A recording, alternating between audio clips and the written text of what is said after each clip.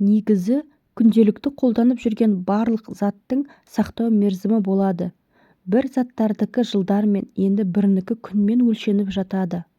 Бірақ біз көбіне азық-түлік пен дәрілердің ғана сақтау мерзіміне мән береміз, ал кейбір заттардың тіпті сақтау мерзімі жоқ секілді көрінеді.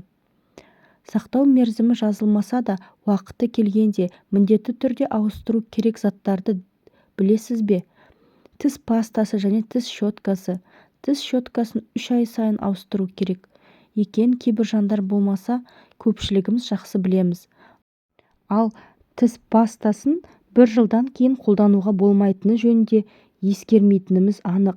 Жеңілдіктер кезінде көбірек алып қойған тіс пасталарыңыз да болса, уақытына мән беріп қарап қойған абзал. Спорттық аяқ киім және үй ішіне арналған сүйретпе. Егер сіз спорттық аяқ киімді бірнеше жыл қатарынан киіп келе жатқан болсаңыз, онда ол дұрыс емес. Жүгіруге арналған кроссовкалар 500 километрден кейін өзінің амортизаторлық құрылымын жоғалта бастайды. Ал өзге кроссовкалар ұлтаны тозған соң ылғалды нашар тарта бастайды. Екі жағдайда да аяқ киімді киюге келмейді деген сөз. Спортпен үздіксіз шұғылданатындар бұл жайлы жақсы біледі. Ал үйге киетін сүйретпелер күнде киілген соң 6 айдан кейін нағыз бактериялар көбейетін орынға айналады. Сондықтан оны ауыстырған жөн. Пакет қалтадағы шай. Жарты жыл шай қалтасынан сақтау мерзімі. Ал одан кейін оны пайдаланбаған дұрыс. Себебі уақыт өте шай жапырақтары қышқылдана бастайды. Қара шай негізінен 9 айдан кейін бұзыла бастайды. Ал пакет қалтадағы шай ең арзан материалдардан жасалғандықтан мерзімі қысқарып 6 айдан кейін-ақ бұзылады. Тарақтың да сақтау мерзімі бар.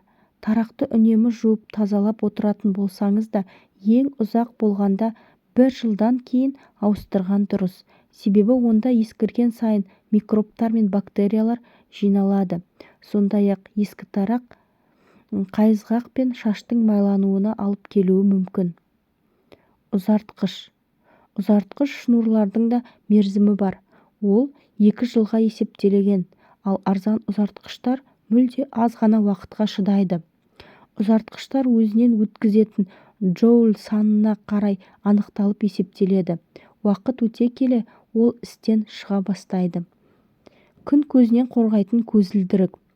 Сапалы ультрафиолет қаптамасы бар күннен қорғайтын көзілдірікті 2 жылдан артық тағуға болмайды. Уақыт өте қаптамасы ескіріп, көзді қорғаудан қалады. Көзілдіріктердің нақты сақтау мерзімі өндіруші компанияларға байланысты. Ал жазылмаған ереже бойынша көзілдірікті 2 жылдан артық тағуға болмайды. Ас үй тақтайлары. Ас үй тақтайшаларды жылдап ауыстырмайтынымыз рас, бірақ үнемі пайдаланып жүргеннен кейін олар да тозады. Оның үстіне пышақтан қалған іздер көбейген сайын бактериялардың жиналатын орнына айналады. Сондықтан ас үй тақтайларын 3 жылда ауыстырған дұрыс. Сүлгі. Сүлгіде бактериялар жиналмас үшін оны жиі жуып тұрамыз.